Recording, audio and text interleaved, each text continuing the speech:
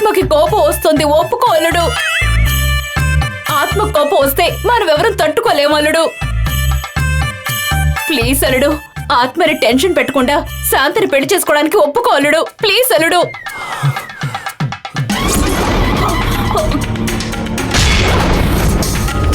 నువ్వెందుకు మౌనంగా ఉన్నావు?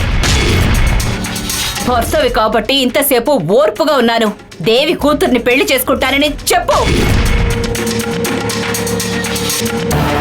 లేదా గంగా ఉండదు, దేవి ఉండదు.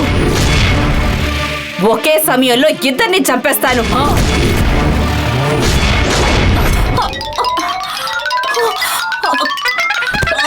దేవి దేవి దేవి దేవి జానకి, నా పెళ్ళాన్ని ఇంతలా ఇబ్బంది పెడుతున్నావే, ఇది న్యాయమా? అమ్మగారు, ఇప్పుడు ధైర్యంగా తిరిగే నా పెళ్ళాన్ని ఇలా అడుగడుగునా పడిపోయేలా చేస్తున్నావే.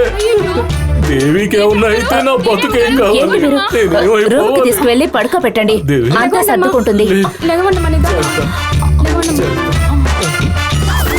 జానకి ఆత్మ వల్ల దేవి పరిస్థితి రాను రాను మరీ దారుణంగా మారిపోతోంది. ఈ సమస్య పెద్దది కాకముందే మనం ఏదో ఒకటి చెయ్యాలి అరుణ్.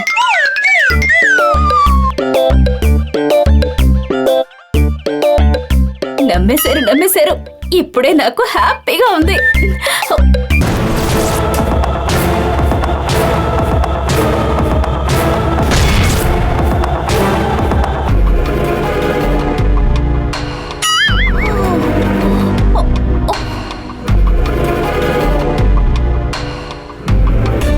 నా పేరు చెప్పుకొని మోసం చేస్తున్నావా? నీ అంతు చూస్తానే.